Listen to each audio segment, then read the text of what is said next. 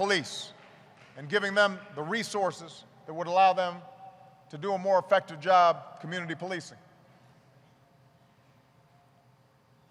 And then, of course, there are the costs that can't be measured in dollars and cents.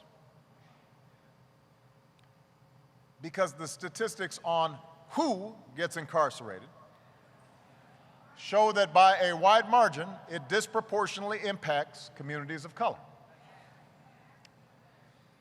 African Americans and Latinos make up 30% of our population. They make up 60% of our inmates. About 1 in every 35 African American men, 1 in every 88 Latino men is serving time right now. Among white men, that number is 1 in 214. The bottom line is that in too many places, black boys and black men, Latino boys and Latino men, experience being treated differently under the law.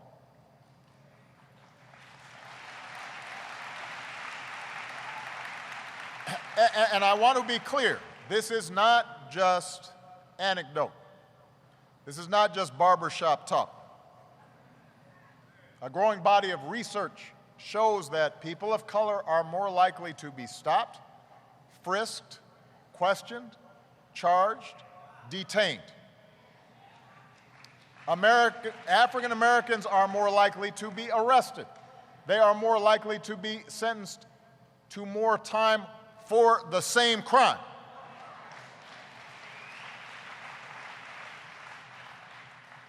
And one of the consequences of this is around 1 million fathers are behind bars.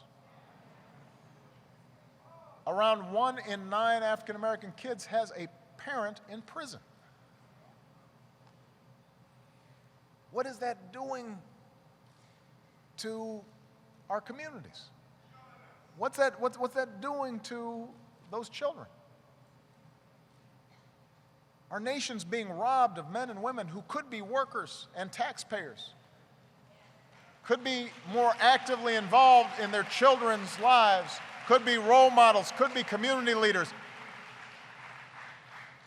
And right now they're locked up for a nonviolent offense. So our criminal justice system isn't as smart as it should be. It's not keeping us as safe as it should be. It is not as fair as it should be. Mass incarceration makes our country worse off, and we need to do something about it.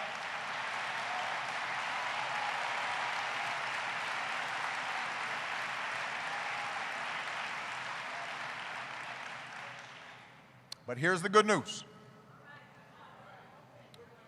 Good news. Don't get me preaching now. I am feeling more hopeful today because even now, when let's face it, it seems like Republicans and Democrats cannot agree on anything. A lot of them agree on this. In fact, today back in Washington, Republican senators from Utah and Texas are joining Democratic senators from New Jersey and Rhode Island to talk about how Congress can pass meaningful criminal justice reform this year. That's good news. That is good news. Good news. That doesn't happen very often. And it's not just senators.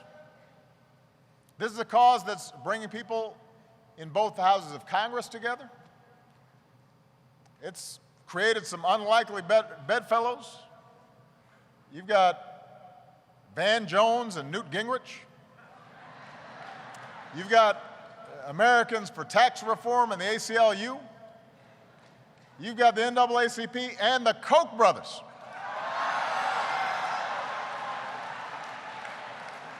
No, you got to give them credit. You got to call it like you see it. There are states from Texas and South Carolina to California and Connecticut who've acted to reduce their prison populations over the last 5 years and seen their crime rates fall. That's good news. My administration